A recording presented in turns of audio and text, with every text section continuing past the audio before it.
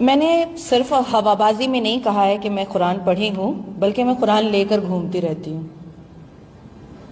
ایک دم. اور جیسے ڈکشنری میں وہ لگایا جاتا ہے نا مارکر، ویسے لگا لگا کر گھومتی ہوں. بہت ضروری ہے رکھنا ساتھ میں.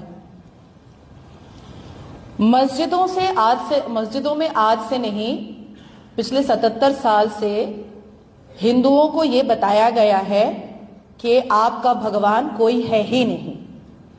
اذان کی جب شروعات ہوتی ہے وہ ہوتی ہے اللہ اکبر اللہ اکبر، اللہ از موسٹ گریٹ. اس کے بعد پھر ہوتا ہے 2 بار اشہد ان لا الہ، جس کو ہم شہادہ کہتے ہیں، اشہد ان لا الہ اشہد ان لا الہ اشہد ان لا الہ. میں ٹیسٹیفائی کرتی ہوں، اور اسلام کے ماننے والے اس بات کو ٹیسٹیفائی کرتے ہیں کہ اس دھرتی پر، اس آکاش پہ کوئی بھی خدا ہو ہی نہیں سکتا ہے پوجنیے سوائے میرے اللہ اور میرے رسول کے.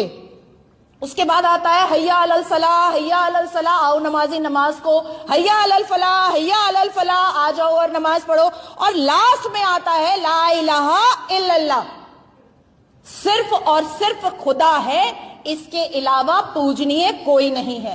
اب آتے ہیں، یہ میں نے آپ کو اذان کا ارتھ بتایا، اور مجھے سمجھ میں نہیں آتا ہے کہ ہمارے شانتی پورن سمودائے اتنے بہرے ہیں کہ وہ 77 سال سے لاؤڈ اسپیکر پر چلا کر کے ان کو مسجد میں بلانا پڑتا ہے، ادروائز وہ جاتے نہیں ہیں.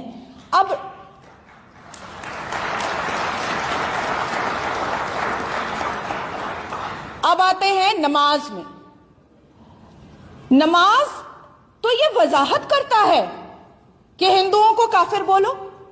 نماز تو یہ سکھاتا ہے کہ ہندوؤں کو چیتاونی دو، بت پرستوں کو چیتاونی دو، اور کافروں کو سمجھاؤ. بلکہ آپ کافروں کے لیے صرف ایک میں ہی جنت جاؤں گی بھیا، یہاں پر جتنے لوگ بیٹھے ہیں، اور میرا بھی نقصان ہے جنت جا کر کے، مجھے کوئی 72 ورج نور نہیں ملنے والی، کیونکہ میں لڑکی ہوں اور لیسبین بھی نہیں ہوں، ایک دم اسٹریٹ ہوں. تو قرآن کے نماز میں 4 خل جو ہوتے ہیں وہ ہمیں 5 وقت نماز میں پڑھنا پڑتا ہے. اور پورے سال جو 365 دن ہم نماز پڑھتے ہیں 1825 بار، اس میں ہم سورہ کافرون کو، خل کافرون کو پڑھتے ہیں، جس کا ارتھ بھی بتاؤں گی اور عربی بھی بتاؤں گی. قل یا ایھا الکافرون لا اعبد ما تعبدون ولا انتم عابدون ما اعبد لکم دینکم ولی دین. اے مذہب کے ماننے والو، کہہ دو کافروں کو کہ تم جس کو پوجتے ہو میں اس کی عبادت نہیں کرتا، اور میں جس کی عبادت کرتا ہوں اس کو تم نہیں پوجتے ہو. تو گویا کافروں کو یہ سندیش دو کہ تم میرے کبھی نہیں ہو سکتے اور میں تمہارا کبھی نہیں ہو سکتا.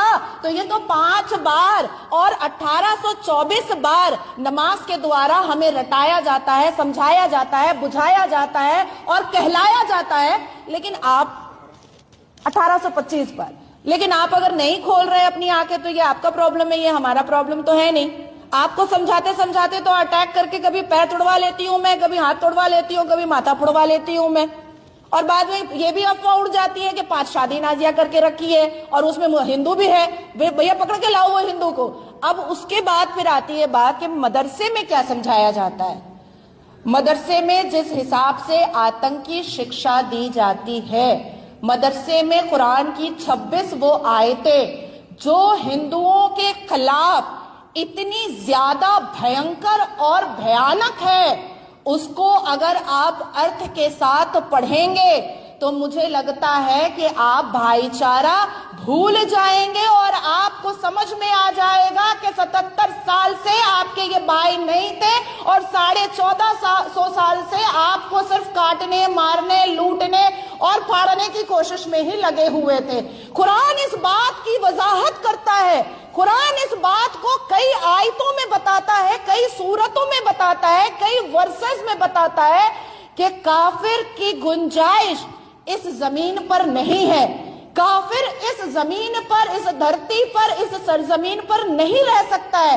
القرآن نے واضح کیا ہے اپنی 26 آیتوں میں، جس میں آپ سورہ توبہ اگر آپ پڑھیں گے تو سورہ توبہ کے ہر ورسز آپ کو یہی بتائیں گے کہ اگر کوئی کافر کسی اسلام کے ماننے والے کے ہتھے آ جائے تو اس کو دردناک موت دو، آرام والا موت نہیں، پکڑو، کوڑے مارو، پانی میں ڈباؤ، گرم پانی میں ڈباؤ، چھالیں اکھاڑو اس کے گھر کی بہو بیٹیوں کو لوٹو اور اس کو ایسی دردناک موت دو کہ وہ ڈر کر کے اسلام قبول کر لے، اور اگر تب بھی نہ قبول کرے تو اس کے زندہ رہنے کی کوئی گنجائش بالکل نہیں ہے۔ یہ قرآن کا سورہ توبہ پڑھ لیجئے، قرآن کی وہ 26 آیتیں پڑھ لیجئے، تو آپ کو اگر ایسا فیل ہوتا ہے کہ ارے نہیں بچے جا رہے ہیں مدرسے میں، اچھی دینی تعلیم لے رہے ہیں، بھائی وہ آپ کا شریمد بھگوت گیتا ہے جو خوبصورت باتیں بتاتا ہے، وہ آپ کا رگ وید ہے جو بہت ہی ٹیکنالوجی والی باتیں بتاتا ہے، وہ آپ کا ارتھ وید ہے جو انسان کو میڈیسن دیتا ہے بنا کر کے، جڑی بوٹی دیتا ہے بنا کر کے، زیرو کا آوشکار کرتا ہے، سوریہ اور چندرما کی دوریوں کو بتاتا ہے۔ ہمارے القرآن میں ایسی کوئی ٹیکنالوجی یا سائنٹیفیکل بات نہیں ہے۔ آج بھی مسلمان کہتا ہے کہ دھرتی چپٹی ہے، آج بھی کہتا ہے ان سے پوچھا جائے گا تو یہی کہے گا۔ تو مجھے ایک دم کرسٹل کلیئر ہے، کیونکہ میں نے اپنی زندگی کا چند سال اردو اسکول میں بھی پڑھا ہے۔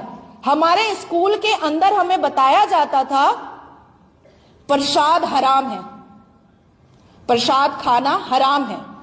ہمارے گھر کے آس پڑوس میں، کیونکہ میں مسلم کمیونٹی میں رہی ہوں، اب جا کر کے میں اپنا جیون بچانے کے لیے ہندوؤں کے بھیڑ میں رہتی ہوں، اپنی عزت آبرو بچانے کے لیے ہندوؤں کے بھیڑ میں رہتی ہوں، لیکن میری زندگی کا 25 سال گزرا مسلمانوں کے بھیڑ میں، جہاں پر میں نے کبھی بھی ہندوؤں کے پکش میں کوئی تعریف نہیں سنی، بلکہ ہندوؤں کے پکش میں نفرت اور صرف نفرت دیکھا۔ مجھے یاد ہے میں کلاس 8 میں تھی اور میری ٹیوشن میں ایک ہندو فرینڈ تھی، ڈمپی نام تھا اس کا، میں اس کے ساتھ رام مندر چلے جایا کرتی تھی جو گرش پاک کے پاس ہے۔